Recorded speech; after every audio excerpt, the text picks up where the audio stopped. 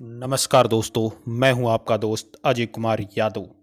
महाभारत का युद्ध इस विश्व का पहला विश्व युद्ध था। इस युद्ध के अंदर महाभारत के अनुसार 100 करोड़ से लेकर 120 करोड़ तक लोग मारे गए, जबकि आधुनिक शोध बताते हैं कि कम से कम 40 लाख लोग इस युद्ध के अंदर मारे गए। यह युद्ध 18 दिन तक चला था।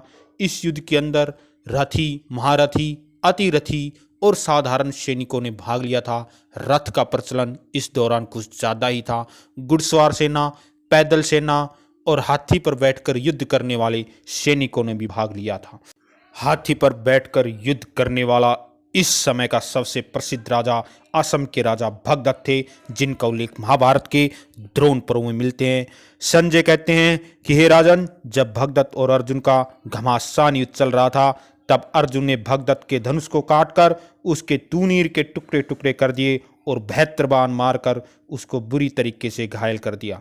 अर्जुन के बाणों से भगदत्त घायल होकर अत्यंत ही पीड़ित होकर भगदत्त ने वैष्णव अस्त्र को प्रकट किया।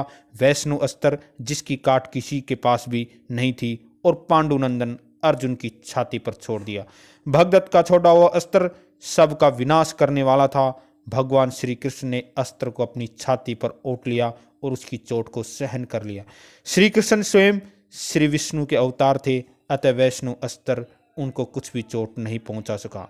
श्री कृष्ण अर्जुन से बोले, अर्जुन, मैंने तुम्हारी रक्षा के लिए भगदत्त के अस्त्र को दूसरे प्रकार से उसके पास से हटा दिया है।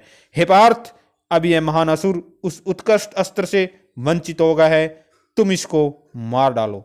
ऐसा कहने पर कुंती कुमार अर्जुन उस समय भगदत्त के ऊपर पैने बाणों की वर्षा करने लगा। महाभाऊ महामानु पार्थ ने बिना किसी घबराहट के भगदत्त के पराक्रमी हाथी सुप्रतीक के मस्तक पर एक बाण का प्रहार किया।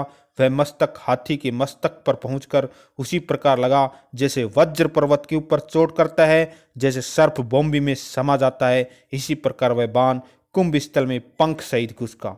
वह हाथी बारंबार भगदत्त के हाँकने पर भी उसकी आज्ञा का पालन नहीं कर रहा था। जैसे दुष्ट स्त्री अपने दरिद्र स्वामी की बात नहीं मानती, उसी प्रकार वह महान गजराज अपने अंगों को निश्चेष करके दोनों दांत धरती पर टिका दिए और उसने प्राण त्याग दिए।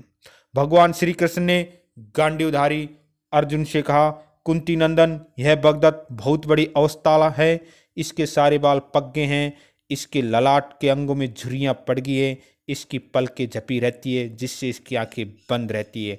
अतः इसके ललाट पर बंधी हुई पट्टी को तुम काट दो जिससे इसकी पलकें बंद हो जाए। भगवान श्री कृष्ण के कहने पर अर्जुन ने बाण मारकर भगदत्त के सिर की पट्टी को छिन्न भिन्न कर दिया और उस पट्टी के कटते ही भगदत्त की आंखें बंद होगी। फिर तो प्रतापी भगदत्त को सारा जगत अंधकार में प्रतीत होने लगा। उसी समय अर्जुन ने एक झुकी हुई गांठ वाला अर्धचंद्राकार बाण चलाया और पांडुनंद अर्जुन ने राजा भगदत्त के वक्ष स्थल को विदीर्ण कर दिया। हृदय विदीर्ण किए जाने पर राजा भगदत्त प्राण शून्य हो गए और अपने धनुष बाण त्याग दिए। उनके सिर से पगड़ी और पट्टी का वह सुंदर वस्त्र खिसक कर गिर गया, जैसे कमलनाल के टूटने से उसका पत्ता टूटकर गिर जाता है। सोनों के आभूषणों से सुसज्जित उस पर्वताकार हाथी से स्वर्णमालाधारी भगदत्त पृथ्वी पर गिर पड़ा और इस प्रकार से महापराक्रमी महावीर भगदत्त का अंत हो गया। प्रिय मित्रों, वीडियो कैसा लगा? वीडियो को लाइक करें, चैनल को सब्सक्राइब करें और इसी प्रकार अपने भाई को सपोर्ट करते रहें। जय हिंद, जय भारत।